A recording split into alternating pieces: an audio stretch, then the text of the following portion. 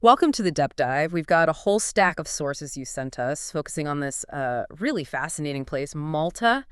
Yeah, brimming with millennia of history, huge strategic importance, and just this unique identity. Absolutely. And your sources really dig into that history and culture, charting its journey right there, the crossroads of the Mediterranean. So our mission today really is to unpack all these notes and articles for you. Exactly. Pull out the key insights, connect the dots, basically give you a shortcut to understanding what makes this little archipelago tick, historically and culturally. Okay, let's get into it then. We've got stuff covering, wow, nearly 7,000 years, from prehistoric temples older than the pyramids right up to joining the EU. Where do we even start? Well, I think chronologically makes the most sense. We'll trace those layers, settlement, different rulers, influences, see how Malta became what it is today. Right, makes sense. So, starting way back, your sources say humans arrived really early, like 5900 BC, and settlers from Sicily maybe 5500 BC. That's the picture, yeah. And what's really interesting is the idea that Malta might have been, uninhabited before them. Really? Yeah, so local plants, animals, Mm. they could develop in isolation. Then these first farmers and hunters arrive, bringing crops, animals. That's a huge shift. Yeah. Permanent settlements start. And this is when it gets kind of mind-blowing, right? The megalithic temples, starting around 3500 BC. Uh-huh. Your sources call them, like, one of humankind's most amazing achievements. Some of the oldest freestanding structures anywhere. Older than Stonehenge, older than Egyptian pyramids. Some of them, anyway. It really makes you wonder how. How did these early farmers, seemingly without, architects or metal tools as we know them, Yeah, how? how did they quarry and move stones weighing apparently up to 1,000 tons? Build these massive temples, carve intricate underground spaces like the hypogeum. The energy involved, Oh, or oh. the organization. Over a millennium. The sources really stress the precision needed. It's staggering. And there are these unique bits mentioned, like oculiths, maybe a pictographic language, and connections to fertility cults, maybe a goddess figure. It all points towards this unique, isolated culture. Really sophisticated organizationally, technically. Even if we're still guessing about their exact beliefs, we basically have no written records from back then. That's the archaeology. Pretty much.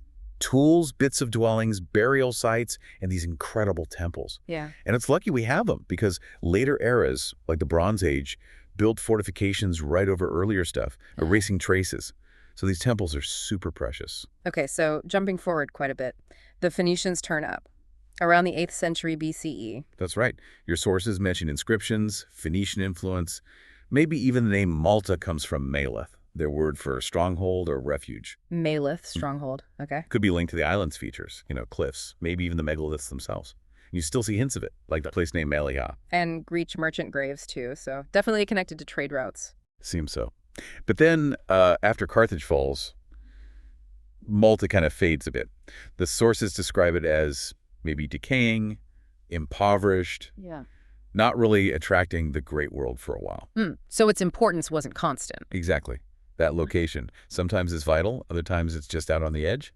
Depends who's running the med. Then comes Rome, 218 BC, Second Punic War. Right. And the sources say this period, the Pax Romana, brought wealth, prosperity. Malta becomes Colonia Melita, a trading port. And this is the time, this is really interesting, St. Paul's shipwreck, around AD 60. That's the tradition, yeah. And your sources link this directly to the islanders converting to Christianity, a faith that is stuck, really endured there. Wow. And we see Roman life through things like that amazing fish mosaic floor in the villa at Rabat. Yeah, and public baths, a theater mentioned. These finds show Malta was properly integrated into the Roman world. Even though the Romans eventually left, as the empire crumbled around the 5th century AD. Exactly, but that period left its mark. Another layer of influence on the people, the language, the customs. So after the Romans, things get a bit murky. Byzantine control, but maybe not much happening. Yeah, the sources suggest it was politically kind of marginal. Historical records are thin for that period. Maybe internal Byzantine issues, religious conflicts even, meant places like Malta were just left alone, more or less. Okay. Then the Arabs arrived from North Africa, sometime between the 800s and 1100s. Right. Malta was apparently an important Byzantine naval base used against North Africa, Ifriqiya. Which made it a target, naturally. Pretty much inevitable. Despite fortifications, Byzantine soldiers, Arab leaders like Hadrumel and Khalaf, eventually conquered the island around 830 to 831, though the sources mention strong resistance. But the sources make a key point. The conquest didn't immediately change the people, the inhabitants? Not the race, no, but it introduced Islam and, crucially, Arabic culture and language, and that had a huge impact. Yeah, the Maltese language itself. It's classed as Semitic, really closely related to North African Arabic. That influence is absolutely fundamental. And then come the Normans. 1091, Roger I of Sicily. Yep. Bringing feudalism, Latin influence back into the mix, reinforcing Roman Christianity, building churches, Sicilians moving over. So just layer upon layer upon layer. Prehistoric uniqueness, Phoenician trade, Roman stuff and Christianity, Byzantines, massive Arab linguistic impact, then Normans adding their layer. It's an incredible blend, and yet, your sources note, even by the later Middle Ages, the islands were still somewhat isolated, poor, dealing with problems like piracy. Setting the stage for the next big players. Exactly, the knights. Right. 1530. This feels like a massive turning point. Emperor Charles V gives Malta to the Knights of St. John. Kicked out of Rhodes, they needed a base, their job. Defend Christendom against the Ottomans. So Malta becomes a fortress again. Pretty much. The sources say Charles V literally entrusted them with a fortress. Shows its strategic value. Even if, apparently, some local nobles weren't thrilled at first, calling them brigands. Okay, but the defining moment. It has Great. to be the Great Siege, 1565. Absolutely pivotal. The Ottoman Armada, massive force against Grandmaster de La Valette and the Knights and the Maltese people. Intense struggle. Fort St. Elmo's sacrificed buying time. And then finally that relief force arrives, September 7th. Ottomans retreat. Huge victory, massive morale boost across Christian Europe. Malta became legendary. And after that, they build Valletta, the new capital. The Knights really changed the landscape, didn't they? Fortified cities, Baroque architecture. Immense impact, yeah. But not just buildings, they shifted the economy too. Away from just basic farming and fishing towards trade, shipbuilding, commerce. Malta became a major hub by the 1760s. And this helped forge a stronger Maltese identity. Definitely contributed, yeah. Yeah. A shared experience, a different economic reality. But then, things started to fray for the order. How so? Well, Europe was changing around them. Isolation, piracy was still an issue, maybe some internal problems, intolerance. Your sources mentioned these challenges. The ground was shifting again. And then, bang, French Revolution ripples outwards. Napoleon, 1798. Yep, on his way to Egypt. Sees Malta, knows its strategic value guarding the route to the Levant, as the sources say, invades. And the Knights just surrender. Seems they were weak, divided. The French took over. Short rule, though. But impactful. Caused resistance. Brief but disruptive, yeah. Reforms weren't popular with everyone, elite or ordinary people. That resistance paved the way for the next change. The British, 1800. Malta asks for British protection after the French leave. And stays under British control for a long time. Crown colony from 1814 right up to 1964.